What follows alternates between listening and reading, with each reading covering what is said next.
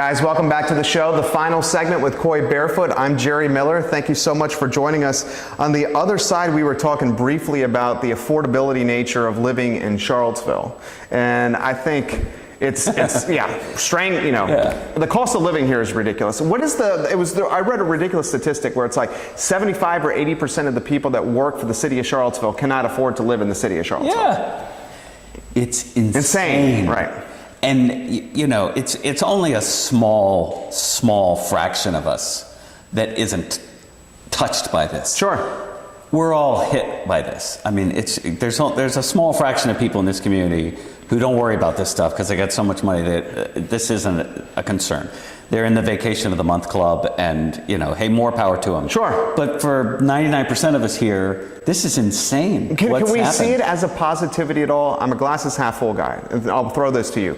The cost of living so high in the city of Charlottesville, perhaps those home values trickle out to the counties that are touching Charlottesville or on the peripheral of Charlottesville, perhaps driving home values up. Maybe that's a positive. The negative of this is the ridiculous high rents that are in the city of Charlottesville. And the ridiculously high rents that are in the city of Charlottesville will only have a trickle-over effect to the counties of higher rents there as well. Yeah, of course. I mean, and that's the dilemma. That's the dilemma. If it goes up here, it's going to go up here. So then where do you go? Right. If you can't afford here, then you're not going to be able to afford here. The solution for so many years was, well, we'll live in Waynesboro, or we'll live in Fluvanna, or we'll live up in Greene and deal with the commute. Well, then you're spending astronomical amounts on gas. Right. And now that isn't a solution anymore because the prices are going up in those areas as well. Right. So where do you go where you're not spending 40–50% of your income on rent or on a mortgage? I have no solution. I'm with everybody else looking at it going, holy cow. How do you survive this? And I'm curious of your thoughts on the story talking about housing. Riverbend Development, Corin Capshaw's outfit, they've done, seems to be some kind of joint venture with the city where they're thinking about taking Crescent Halls and redeveloping this into something very nice. Before they do their Crescent Halls development, they're going to do some kind of Section 8, public housing that's going to help take the folks that were in Crescent Halls and give them a place to live while the new development's happening. What are your thoughts on all this stuff that's happening with Riverbend Development? Your thoughts maybe on Habitat for Humanity down 5th Street, redoing the Southwood mobile home park? I'm not as familiar with what Corin's doing. But that relates to public housing, which I have studied and continues to be an issue. There's not enough, and that's something that City Hall needs to figure out. And it's one of the huge challenges, not just before them, but let's all own it as a community, that you have an increasing number of people who cannot afford to live here, and they're not all, these are people who work in 2 and 3 jobs.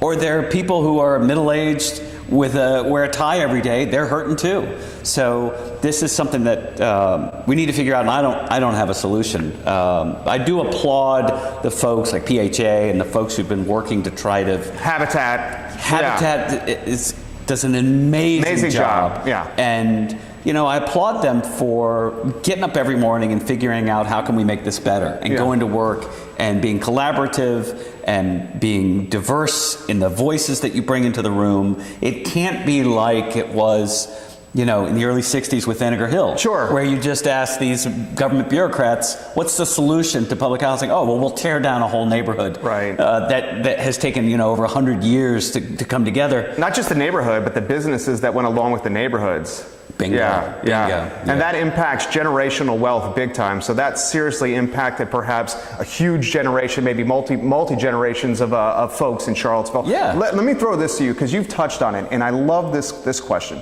Friendship Court, the Garrett Square public housing. It seems to me, if I'm looking at the strategic growth area and what the plan is for City of Charlottesville, that Garrett Square is not going to be public housing for much longer. It's going to still have some affordable housing placed in the development, okay? But it's obviously a very important piece of land for the city of Charlottesville as it tries to migrate this pedestrian corridor from potentially Ix Art Park to Court Square. Your thoughts as someone of 30 years of experience, an anthropologist, a journalist, who's seen this happen so many times. What is going to happen to Friendship Court? I mean, is this like, I don't want to say Vinegar Hill all over again. What's going to happen to this plot of land? It's my understanding that the plan will not lose the number of public housing units. That's right. And this is it's part of the evolution of thinking about how we do public housing. And the idea was, originally was we're going to take people out of tenements and slums and create public housing for them. This is the 1950s, 60s model, right? And oh, look at these beautiful new housing. But what you're doing is you're creating an island. Right. Isolation. And you're isolating these people intentionally. Right. And whether that was your goal or not, you did it. Sure. And so the new thinking now in the 21st century is to not create those pockets. And integration. Islands, and the integration within middle class housing. Right. Integrate public housing into what they call affordable housing, which isn't affordable in Charlottesville, let's be honest, but that's what they call it. So I think that has the potential to be pretty exciting if they do it right. Right. And I haven't met anybody involved in the process who isn't committed to doing it right, but every day you got to wake up and figure out, okay, what can I do today to do it right? Right, because you're basically insinuating once you get that big time developer money in, anything can happen. Anything can happen. Yeah, that's why it's got to be. And Kathy Galvin knows much more about this than I do, who has, as an architect on city council, has really led the effort for years to redefine how we do this. And in so doing, to take advantage of this whole strategic investment area, to recognize that, holy cow, this is a ton of land right downtown. And if we don't have a drone vision for how to map this out going forward, it could be a mess and it could end up hurting people. Totally. So let's figure out in advance what we want this to be. And her whole goal is let's bring shopping, convenient shopping, stores we need back into the neighborhoods so that it's not all so bougie like the downtown mall, and you bring these stores back downtown that people need. And I think that's... What do you mean by that? You mean kind of like it might not necessarily be a bad thing to have some of the big box brands downtown so it can create an ecosystem of not just restaurants, bars, shops, and music venues, but an ecosystem where we can live, stay, and play. Somebody living in Friendship Court needs to be able to walk out and get to a grocery store. Get to a shoe store, get to a tailor shop, get to the cleaners, get to the stores that they need that used to be downtown and that are harder to find now because they're all up on 29 or elsewhere.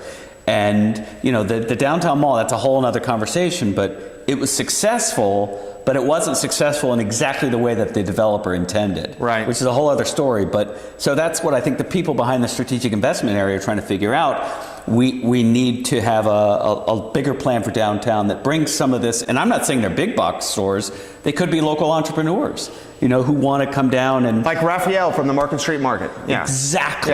Exactly. That's a successful example. Yeah, Raphael's expanded to Crozet Great Value. He's got a grocery store in Richmond, owns the Market Street Market. He's doing a great job here. Do you see the downtown and being connected to Ix Art Park one day with this pedestrian corridor? And how do you see the Belmont Bridge project being? Of course. That's as inevitable as the overpass at Rio in 29. Got it. So it's a pedestrian always corridor. Inevitable. It's inevitable there'll be an overpass at Hydraulic in 29. That will happen. Will it happen in Ludwig Kutner and Alan Kajine's lifetime, the owners of the Ix Art Park? I don't know. But I don't know the timeline of it, because then we get into politics and then it's always give and take.